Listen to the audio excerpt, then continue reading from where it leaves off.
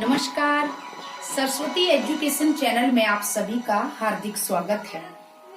तो आइए बच्चों, आज मैं आपको 10th क्लास सीबीएसई बोर्ड का सेकंड चैप्टर राम लक्ष्मण परशुराम संवाद नामक कविता का सारांश बताऊंगी, बिल्कुल आसान शब्दों में, वर्ड मीनिंग के साथ, कठिन शब्दों के साथ, और इसको लिखा हुआ है तुलसीदास जी ने। तो सबसे पहले मैं इसके कवि गोस्वामी तुलसीदास जी के जीवन परिचय के बारे में आप सबको अवगत करा दूं। तुलसीदास जी का जीवन परिचय। भक्ति काल की राम भक्ति शाखा के प्रमुख कवि गोस्वामी तुलसीदास जी का जन्म उत्तर प्रदेश के बांदा जिले के राजापुर नामक गांव में हुआ था। कुछ विद्वान इनका जन्म राजस्थान एटा जिले के सोरो नामक स्थान पर भी बताते हैं। इनकी माता का नाम तुलसी तथा पिता का नाम आत्माराम था। मूल नक्षत्र में पैदा होने के कारण इनके माता पिता ने इनको बचपन से ही त्याग दिया था। ऐसा कहते हैं कि मूल नक्षत्र में पैदा हुए थे और इनके माता पिता ने इनका त्याग बचपन में ही कर दिया था। बचपन से ही भिक्षाटन द्वारा जीवन यापन इनको करना पड़ा। बाबा नरहरि दास की संगति से इनको राम भक्ति की ओर झुकाव हुआ। बाद में पत्नी, जो इनकी रत्नावली पत्नी थी, रत्नावली की कठोर बातों के कारण, कटु बातों के कारण राम भक्ति इनकी और प्रगाढ़ हो गई और इनको राम भक्ति में रुचि हो गई। इन्होंने 1574 ईस्वी में अयोध्या में रामचरितमानस नामक सुप्रसिद्ध ग्रंथ की रचना की और इनकी मृत्यु 1623 ईस्वी में काशी में हुआ। इनकी मृत्यु के संबंध में यह दोहा प्रसिद्ध है। संवत 1680 गंग के तीर, श्रावण शुक्ला सप्तमी, तुलसी तज्यो शरीर। बहुत अच्छी तिथि में इन्होंने अपना देहवासन किया। रचनाएं। तुलसीदास द्वारा रचित प्रमुख काव्य ग्रंथ इस प्रकार हैं। सबसे जो प्रमुख रहा वो रामचरितमानस, कवितावली, दोहावली, गीतावली, कृष्ण गीतावली, विनय पत्रिका।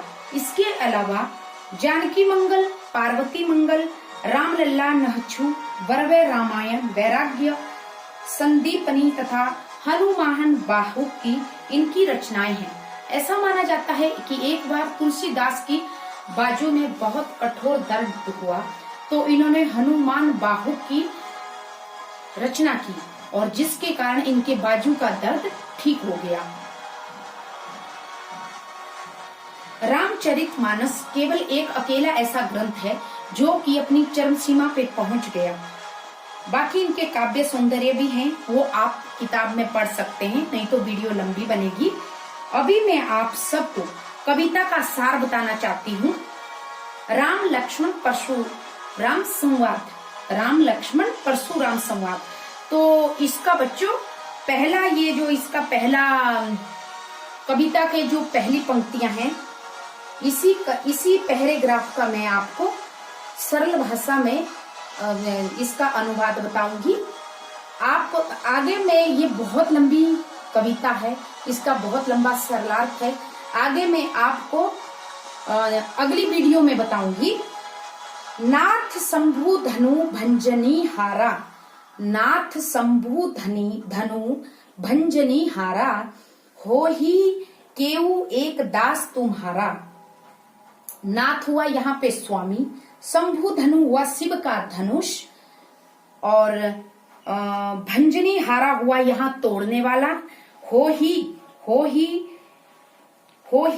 केऊ एक दास तुम्हारा। दास हुआ यहाँ पे जो मतलब दास हुआ।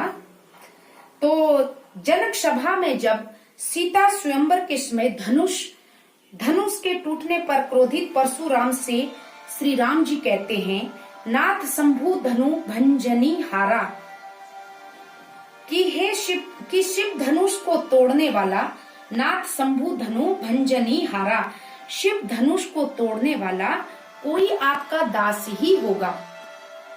कोई आपका दास ही होगा। आयसु कहा कहिय कीन मोही, सुनी ऋषाई बोले मुनि कोही। आयसु का मीनिंग यहाँ पे हुआ आज्ञा, कहा हुआ कहना, और कहिया हुआ यहाँ पे कहना। किन मोही, यह सुनकर मुनि को इतना क्रोध आया और ऋषि ने गुस्से में बोला कि सेवा का कार्य,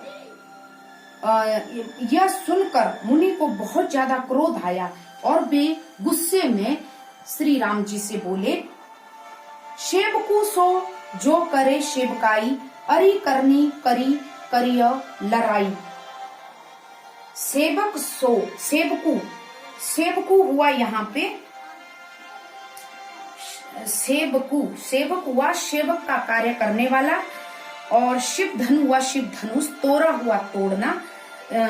सेवकाई, सेवकु सो जो करे सेवकाई, कि जो सेवक होता है वो सेवा करने वाला होता है। अरि करनी करी करिय लड़ाई, लड़ाई हुआ यहाँ पे लड़ाई। अरि करनी, यहाँ पे अरि करनी हुआ शत्रु कर्म, कि सेवा करने वाला सेवा का कार्य करता है, ना कि शत्रु का कार्य ना कि शत्रुता करके लड़ाई करता है। ये कहा परशुराम जी ने राम जी से। सुनहु राम जे ही शिव धनु तोरा, सहस बाहु शमशो रिपु मोरा। शत्रुता का काम करने वाला सेवक कैसा, ये कहा परशुराम जी ने। उससे तो लड़ाई ही उचित है। हे राम, सुनहु राम जे ही शिव धनु तोरा, सुनहु सुनकर, राम जे ही शिव धनु हुआ शिव धनुष, तोरा हुआ तोड़ना, सहस्त्र बाहु हुआ एक राक्षस जिसको परशुराम जी ने मारा था, सम हुआ छोटा, सो रिपु हुआ, रिपु का मीनिंग हुआ शत्रु, मोरा मेरा। हे राम, जिसने भी यह शिव धनुष तोड़ा है वह सहस्त्र बाहु के समान मेरा शत्रु है।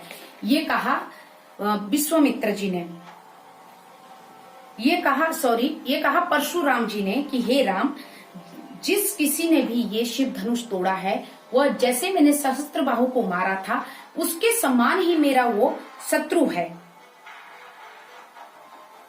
सो बिलगाऊ बिहाई समाजा, सो वो, बिलगाऊ हुआ यहाँ पे अलग, बिहाई हुआ छोड़कर, समाजा हुआ समाज सभा।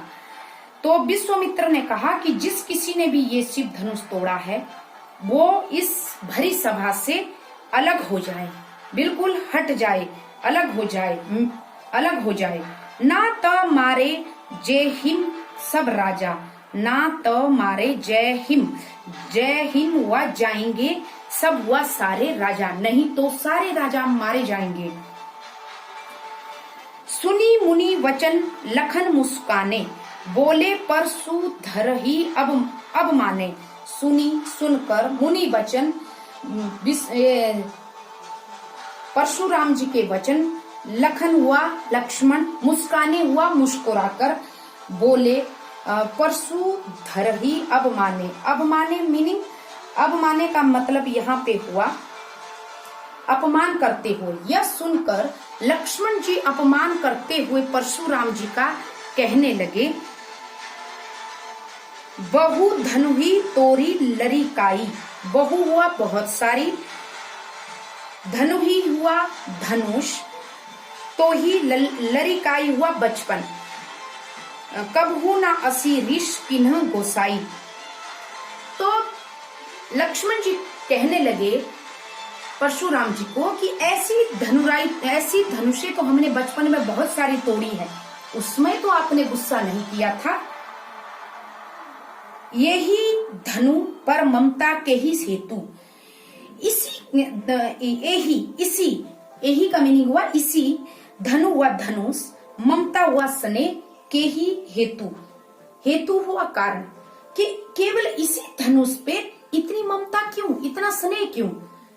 सुनी ऋषाई कह भृगुकुल केतु, सुनी ऋषाई कह भृगुकुल केतु, ऋषाई हुआ गुस्सा, सुनी हुआ सुनकर, भृगुकुल केतु हुआ भृगु वंश की पताका रूप परशुराम। यह सुनकर भृगुकुल की पताका रूपी परशुराम इतने गुस्से में आकर लक्ष्मण की तरफ देखने लगे।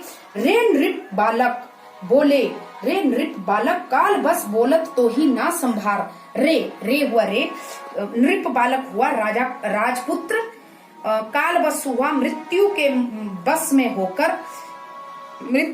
में होकर, बोलत हुआ बोलना, ताही संभार हुआ संभाल कर। तो परशुराम जी बोले, रे राजपुत्र काल के बस में तुम्हारा लगता है कि तुम्हारा अब काल आ गया है, इसीलिए तुम संभल कर नहीं बोल रहे हो। धनु ही सम त्रिपुरारी धनु विदित सकल संसारा। धनु ही हुआ धनुष, सम हुआ छोटा, त्रिपुरारी धनु हुआ, त्रिपुरारी शिव शंकर जी को कहते हैं, और धनु हुआ शिव धनुष, त्रिपुरारी धनु हुआ शिव धनुष। विदित होता है ज्ञात, सकल हुआ संपूर्ण, संसार हुआ विश्व। तुम नहीं जानते, विश्वामित्र जी कहे, ये परशुराम जी कहने लगे, तुम नहीं, ये बालक तुम नहीं जानते, ये कोई साधारण धनुष था, ये तो शिव धनुष था, ये छोटा मोटा धनुष नहीं था, इसको तो पूरा संसार जानता है, पूरा विश्व जानता है। जिस शिव धनुष को संपूर्ण विश्व जानता है तो उसे सामान्य शिव धनुष कहता है। तो थैंक यू बच्चों, प्लीज सब्सक्राइब मी। अगले पार्ट में अब अगला अनुवाद आप नेक्स्ट वीडियो में देखिए। वीडियो लंबा हो जाता है, मैंने इसीलिए छोटा करके डाला कि आप लोगों को समझने में बिल्कुल आसानी हो। Thank you.